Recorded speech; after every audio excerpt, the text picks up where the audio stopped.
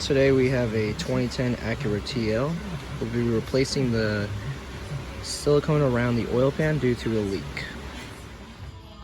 So first thing we're going to do before we get to the oil pan to reseal the silicone is we're going to go ahead and drain the oil. It'll say engine oil right here. So at number 17, we're going to go ahead and remove this drain plug and let it drain out, and then we'll get to the next step. Now once the oil finished draining, I'm going to go ahead and install a drain plug with a new crush washer and torque it down to 30 foot-pounds. So with the number 14 deep socket, we're going to remove a total of 6 nuts, 3 on each end of the exhaust here. My plan right now is just going to let this hang here. However, if that doesn't provide enough clearance, we're going to remove 3 more 14mm bolts on the side here near the cat and just get it out the way. But the plan right now is just to remove those 6 up ahead, just let this hang down. So just removing these 6 bolts from the exhaust here will obviously not allow proper clearance, especially since I will have to angle it around the subframe here.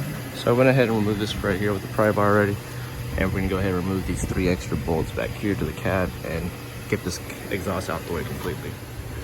Now that we have proper clearance for the oil pan, before we actually start getting to the bolts holding it in place, we're gonna get a number 12 and move this bolt here, as well as loosen this and just kind of swing it down. With the number 10, we're gonna remove this here and this here as well. So after we move these 3 things, we're gonna get to the next step.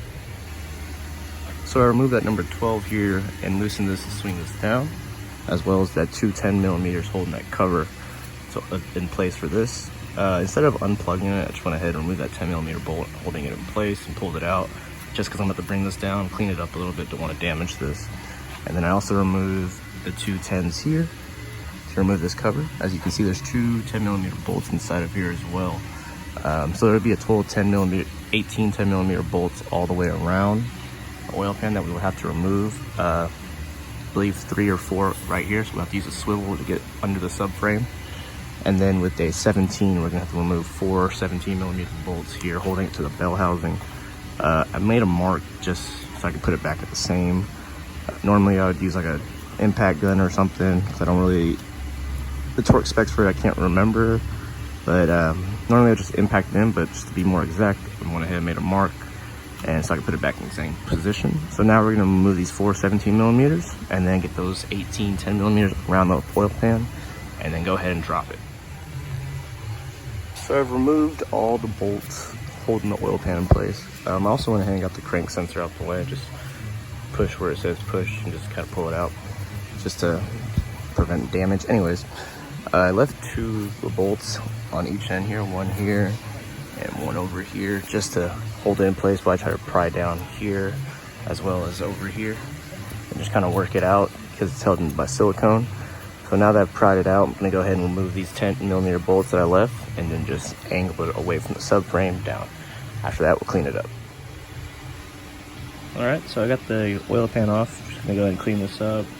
Just a little FYI, I did have to get the cover off.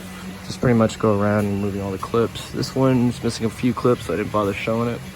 But just lift it, take the clips off and just pry it that way, hold it in place, and then just wiggle it around here.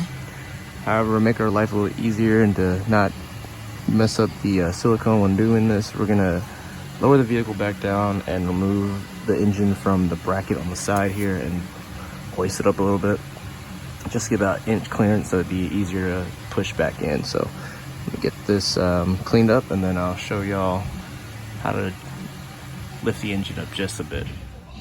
So now that we're at the top of the engine, a couple things we're gonna do. Go ahead and remove the dipstick just to get out of the way when we put the pan back on. Then put an engine support on like so, and go ahead and just attach it to here. And with a number 17, we're just gonna remove this 1 bolt here, and once we do so, we're gonna just twist this and lift the engine up just about 1 inch or 2. After that, we'll just go back down and get our pan ready to go on. So after putting a copious amount of silicone around the oil pan here, as you can see, we're gonna go ahead and angle it in now that we've jacked up the engine about an inch and a half up. Going with the corner of this portion here, putting it in here, and then rotating back this way, and then just sliding all the way in. Be careful not to get the silicone or anything, as you don't want to mess up the bead. So that's why we jacked up the engine a little bit. So now let's get it in here, and then we'll torque it down. But first, before we torque it down, we're gonna get all the bolts set in place. So I'm gonna get 2 in place just to hold it, and then get everything in. So let's get to it. So I have my oil pan in, my bolts are set, ready to be torqued. As you can see, the silicone is gushing out, which is kind of what we want. Kind of tells us that it's get a good, pretty much a good seal around it. So it needs to be torqued down at a certain order, which I'll show you in just a second. So we're going to tighten the oil pan in 3 sequences. The first one, which is setting it. The second one, we'll do like 5 foot-pounds, 6 foot-pounds.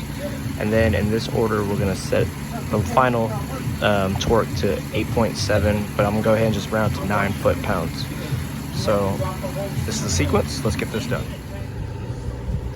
So after torquing down my bolts here, went ahead and threw everything back on, my crank sensor, the cover, this bracket here, this cover here. Put these bolts back in here to the bell housing. Put my cover back on as well. So all I got left to do now is throw the exhaust on and bring the vehicle back down and put the engine mount back on as well. But as of now, I'm going to go ahead and just switch out my oil filter and throw the exhaust on so I don't have to lift the car back up. You can see my video on how to do an oil change on this vehicle, as well as how to do the oil life reset. So let me go ahead and finish up down here, and then I'll finish up top as well. So I have my mount bolted back on to the engine here. So pretty much been doing so, just slowly lower the engine support, not too far down, don't completely take it off, just so it's evenly done, and then put it in place to where we marked it. So now we're done with everything, and just watch the video on how to do the oil change on this vehicle, and you're pretty much done. So thanks for watching. Please like and subscribe. More videos to come.